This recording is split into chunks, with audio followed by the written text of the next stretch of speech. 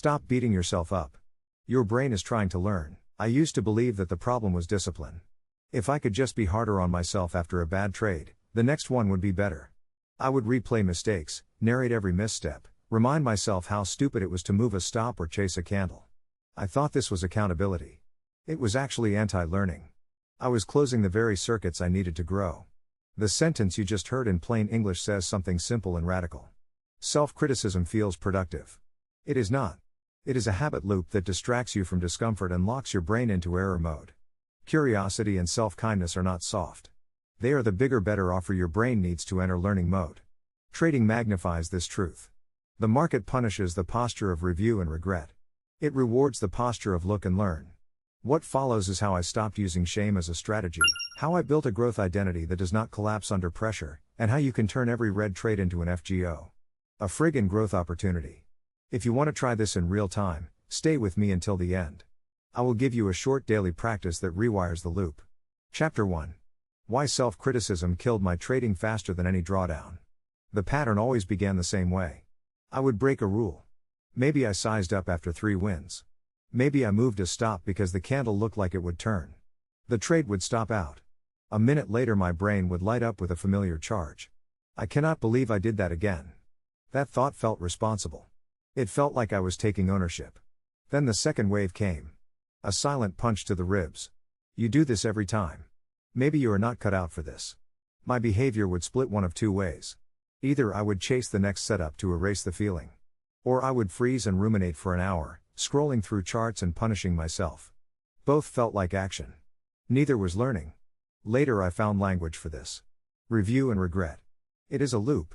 The remembering hurts. The brain wants the hurt to stop. Beating myself up distracts me from the pain and gives a false sense of control. The brain finds that relief slightly rewarding. So it repeats. Habit installed. When I look back at those weeks, I can see the cost on the equity curve. Not only did I lose money on the first mistake, I also lost the next 3 trades to the loop that followed. When you attack yourself, you close down. Closed minds do not learn. In trading, closed minds do not see the next high probability setup. They only see the last wound. The first crack in the pattern came on a Wednesday afternoon. I had just taken a clean loss within plan. I could feel the loop warming up. The old sentences reached for the microphone. Instead of replaying the trade with a harsh voice, I tried something strange. I said out loud. Of course my brain did that. It has been trained to protect me from discomfort. Then I asked a new question. What can I learn right now that will save me money tomorrow? The feeling in my chest dropped a few degrees. Enough to look. Enough to write. That was the first time I felt what the self-kindness. Self-kindness is not coddling. It is a cognitive doorway. It lets you open the file instead of slamming the laptop. Chapter 2. How review and regret turns into tilt. Mapping the trading loop. If you want to change a habit, you have to map it. I opened my journal and wrote a simple story of what actually happens around my losing trades. I did not analyze. I described. Trigger. The stop fills. Micro shock in the gut. Heat in the face. The thought arrives. You did it again. Behavior. I scroll the chart. I zoom into the 1 minute to find proof that I was almost right. I whisper a punishment sentence. Then I either re-enter to get it back or I open Twitter and pretend I am researching. Reward. The pain of the loss fades for a moment. The punishment voice feels like control. The re-entry gives me a rush. The brain logs a cheap win. Not a trading win. A relief win. Once I saw that loop on paper, I understood why I kept paying tuition to the same teacher. I was rewarding the wrong behavior. Review and regret was my casino.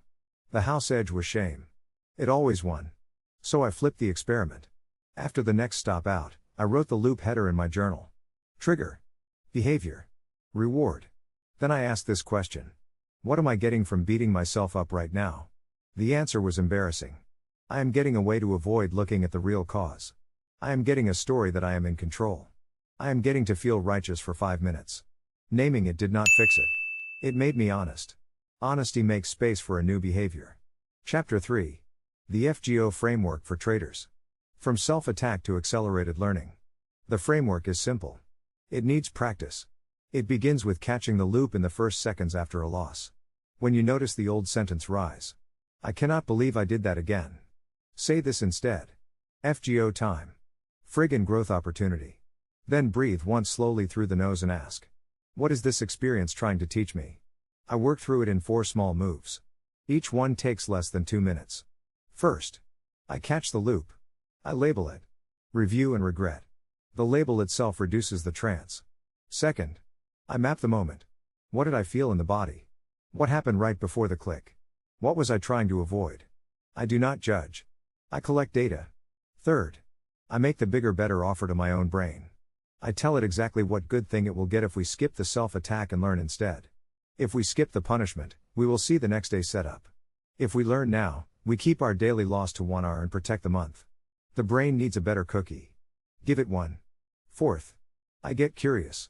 Curiosity and self-criticism cannot run at full power together. I ask plain questions. Did I follow the plan? Was size correct? Did I move the stop? What did I expect the market to do? What did it actually do? What information was present that I ignored? Then I write one sentence that starts with, next time I will. I keep it specific. Next time I will wait for the retest through the level.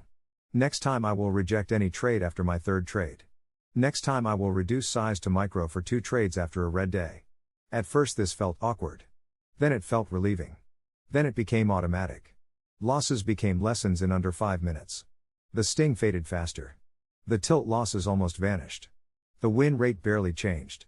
The expectancy improved because my average loser shrank and my next decision came from a calm mind. Chapter 4. Building a growth identity that does not collapse under pressure. Here is a deeper shift.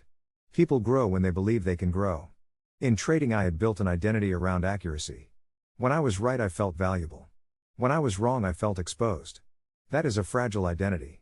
It collapses under pressure because pressure creates uncertainty and uncertainty increases the odds of being wrong. So I built a different identity. I made it about habits, not outcomes. I kept a process score at the top of every session. It had 3 boxes. Did I follow my plan? Did I respect my daily loss cap? Did I adhere to position size? Green boxes counted. Dollars did not. Some days I finished red and felt proud. Some days I finished green and felt nothing. That was new. In that space I could think. I also rewrote my language in the journal. I stopped saying, I was right. I started saying, the trade worked. I stopped saying, I failed. I started saying, I violated a rule. I stopped writing insults. I wrote intentions. Tomorrow I will start with 20 minutes of quiet chart watching. Tomorrow I will take 2 micro trades before I size back up. Tomorrow I will close the platform when I hit -1 or identity hides in language. Change the words. You change the posture. Change the posture. You change the performance. 2 more practices sealed the shift. The flawless loss log. And the after action reset. The flawless loss log is simple. I record every loss where I follow the plan perfectly. I celebrate it. I learn from it. I let it count as a win for the process score. The brain learns that a clean loss is safe. Safety keeps the learning circuits open. The after action reset is the end of day ritual. I write 3 lines. 1 thing I did well. 1 thing I learned. 1 thing I will do tomorrow. Then I close the platform. The day ends clean. No spiral. No replay. Sleep becomes part of the edge. Conclusion. Your brain is not broken. It is trying to learn. The most important sentence I can give you is this. You are not weak for choosing self-kindness after a mistake. You are wise. You are teaching your brain to stay open when it most wants to close. You are creating the conditions for growth under pressure. That is the thing every trader claims to want. You can build it on purpose. If you want a simple challenge, take this into the next week. The first time you feel the review and regret sentence rise, say, FGO time. Then ask, what is this experience trying to teach me? Write 1 next time I will sentence. Close the journal. Trade the next setup like nothing happened. Do this 10 times and come back to your notes. You will see 2 curves change at once. Your equity line. And your stress line. Trading will never be free of mistakes. It will never be linear. But if you stop beating yourself up, the so-called step backward stops being backward at all. It becomes exactly a growth opportunity. In this business, that is the only compounding that truly scales.